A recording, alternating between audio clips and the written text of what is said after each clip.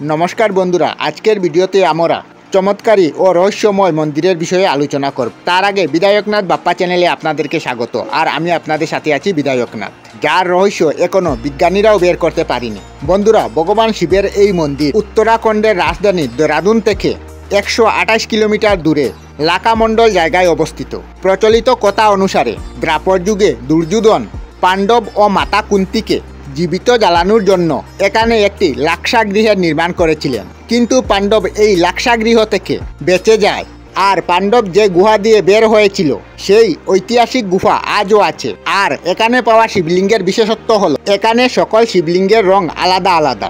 আর এই শিবলিঙ্গ 1000 বছরের চেয়েও পুরানো, কিন্তু এতদিন পর্যন্ত মাটির নিচে থাকা সত্ত্বেও তাদের কোনো ক্ষতি হয়নি।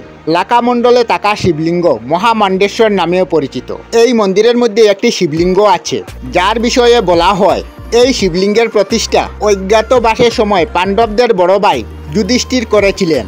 এই শিবলিঙ্গ গ্রানাইটের বানানো, আর তার উপর যখন জল অর্পণ করা হয় এটি চিকচিক করে, এবং এই সময় শিবলিঙ্গে আপনার নিজের চেহারা দেখা যায়। মন্দিরের শিবলিঙ্গের সামনে দুইটি দুয়ারপাল, পশ্চিমের দিকে মুখ করে দাঁড়িয়ে আছে মূর্তি দুইটি। মানা হয় যে কোনো মৃত মানুষকে এদের সামনে রাখলে এবং পুরোহিত দ্বারা অভিমন্ত্রিত জল ছিটালে সেই মৃত ব্যক্তি জীবিত হয়ে পড়ে, আর জীবিত হয়ে দেবাদিদেব মহাদেবকে স্মরণ করে আর উনার নাম জপ করে, এবং তারপর পূজারীর দ্বারা চাল, দুধ ও গঙ্গাজল দেওয়া হয়। গঙ্গাজল গ্রহণ করে সেই আত্মা শরীর ত্যাগ করে চলে যায়। আর এর রহস্য এখন অবধি কেউ জানতে পারেনি, বৈজ্ঞানিকরাও জানতে পারেনি। তাহলে সবাই মিলে বলি ওম নমঃ শিবায়। আমরা আমাদের চ্যানেলে সব ধরনের ভিডিও আপলোড করি, যেমন ব্লগ, নিউজ, কুকিং ভিডিও, ধার্মিক আলোচনা ইত্যাদি। যদি আপনারা এই ধরনের ভিডিও দেখতে পছন্দ করেন তাহলে এই চ্যানেলটি নিশ্চয়ই সাবস্ক্রাইব করবেন।